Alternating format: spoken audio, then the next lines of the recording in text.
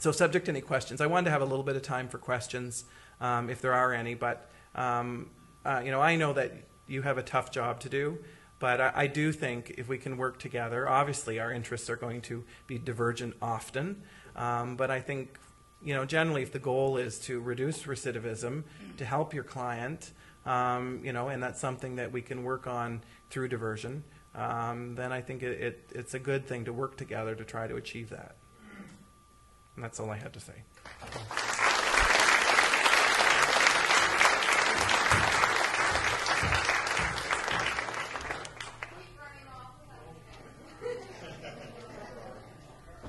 Here you go. Thank you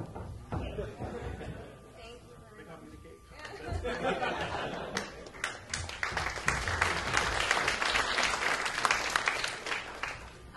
Okay, so we're going to take a brief intermission now for about 5 or 10 minutes, but before we do, I just want to mention that if anybody did not get a copy of Michael's handout, they are available at the front, and for those who are watching on webcast, you can email us and we can email you the materials. Okay, so we'll be back in 5 or 10 minutes. Justice Schneider. He is a very appropriate speaker for tonight's program. Aside from having a PhD in psychology, he's also an assistant professor at the Department of Psychiatry at the U of T, and he's also an adjunct lecturer at the Faculty of Law at U of T as well. Before he was became a judge, he was defense counsel and a clinical psychologist, and apparently he was working both at the same time. So he's quite impressive, and he's the author of at least 3 books on mental disorders and criminal law. And he was, as most of you probably know, instrumental in the creation of Canada's first mental health court at Old City Hall. So I welcome Justice Schneider.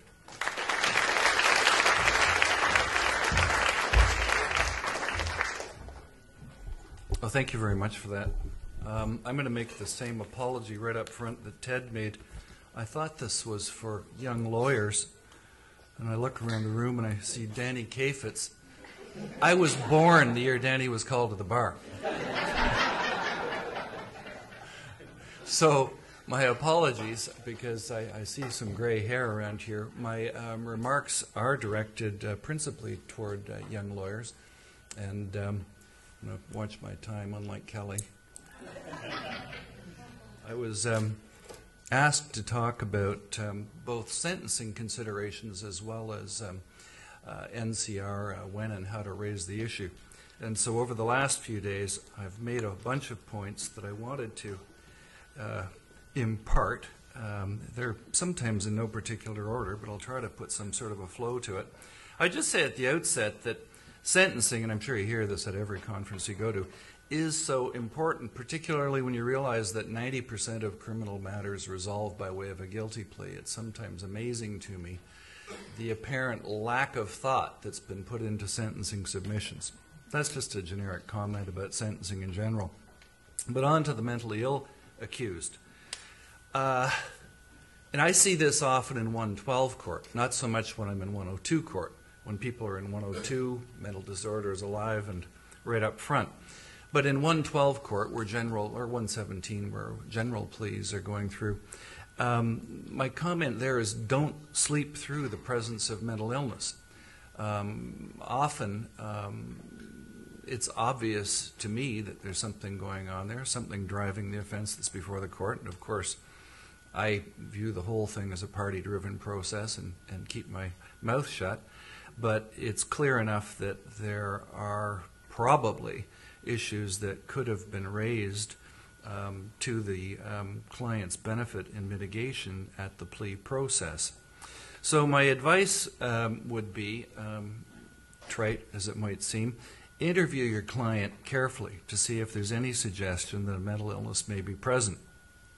And if you have some sort of an inkling that if a mental illness is present or likely present, and it could be connected logically to the matter that brought him before the court, I think you should have them probably assessed. And the recommendation I'd make with respect to assessments is, if at all possible, keep it private. I know that representing mentally ill accused, I used to do an awful lot of it, doesn't result in an awful lot of cash retainers.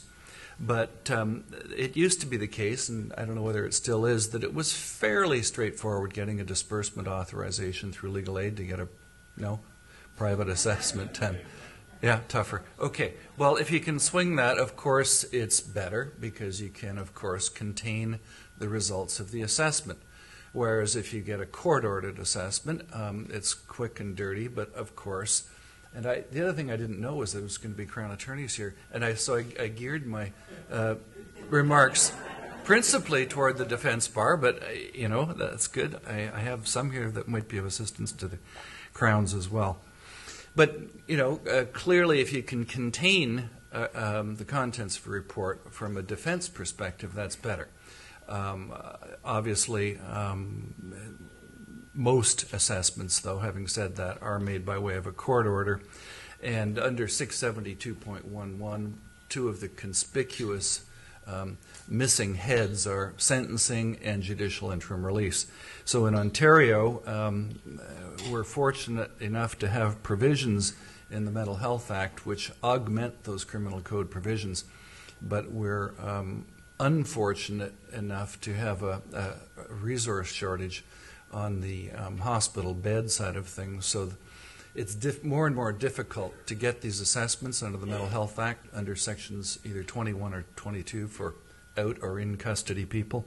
Because of the shortage of beds, those beds have been prioritized for assessment orders dealing with fitness and criminal responsibility and treatment. So while they're theoretically available, they're more and more difficult to get. So setting aside those tactics, go to, if you can retain one, a reputable forensic psychiatrist. I see reports that come in from psychiatrists, and that's great, but it's clear that the psychiatrist is oblivious to the psycho-legal issues or how what he or she might have to say could be relevant to the court. And it's sometimes a review of how well they've been doing, progressing with medications, and we're trying olanzapine next week, and things that are interesting but not that helpful to the court. Keeping in mind that mental disorder at the sentencing phase is only important if there's some sort of logical nexus between the mental disorder and the matter that brings him before the court. Otherwise, the fact that the accused has schizophrenia, and I don't mean to be flippant, but it's no more interesting than the fact that he has diabetes. You have to make the connection. So to just stand up and say, and my client has schizophrenia and he's taking his medications, well, connect it to what brought him here and how the fact that he's on a rehabilitative trajectory will reduce the probability of recidivism, address the Crown's concerns with respect to public safety, and perhaps militate more toward a rehabilitative disposition rather than one that might otherwise go for an offense of that sort. So make the connection, connect the dots, and make it relevant. I see far too much of, and my client has schizophrenia and he has an old mother and things like that, without pulling it all together for the court. Okay, now this is just, I'm going to be mindful of the time, but these are principles that have been articulated by courts of appeal in recognition that when you can make it relevant, mental disorder is a factor in mitigation. And anybody who wants the case law to back these up can email me through somebody here, I suppose. But here's what the courts have said. First of all, the mentally disordered accused is, generally speaking, viewed as less reprehensible. Mentally disordered accused cope poorly in prison. A reduced sentence may ensure that an accused receives needed psychiatric treatment, And the principles of general and specific deterrence are of little or no relevance when it comes to the sentencing formula for mentally disordered accused. Sentences, and I often see, well, often maybe overstating it, I now and then see counsel come into court recommending a sentence that's really quite out of the ballpark on the long side so that they can participate in some sort of rehabilitative program, like they need 9 months at OCI or whatever the number is, I forget. Whereas the sentence appropriate to the accused as antecedents and the nature of it all is really only worth 3. But the courts of appeal have said that sentences must not be made longer in order to facilitate treatment. Okay. And finally, this is something that's not a frequent issue, but the court has obviously no jurisdiction to order that an accused serve his sentence in a psychiatric hospital. However, there is precedent for it being done where both the accused and the hospital consent. So those are my few pithy points on sentencing, and I hope I have time for questions at the end. What I thought was really probably more interesting was the issue of criminal responsibility, how to raise the defense, when to raise it, how to get assessments, and whether you should raise it. And I think Ted touched on some of this, but I'll hopefully not repeat too much of what he said.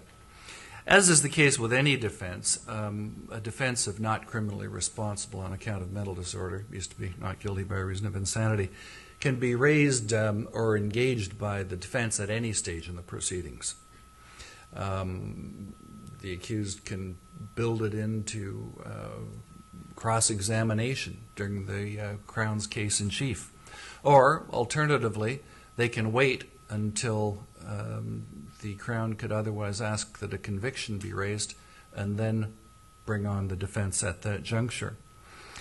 I keep referring to this as the new common law rule, but it's not so new anymore.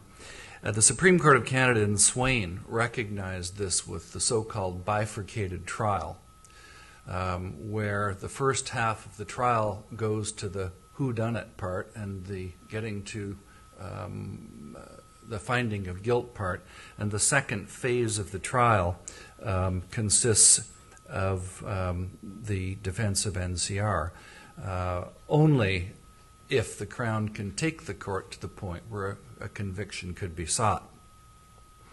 The Crown, on the other hand, with this new common law rule, which came about in 1992, can raise over the accused's objection the defense of NCR at only one of 2 junctures, or one of 2 instances.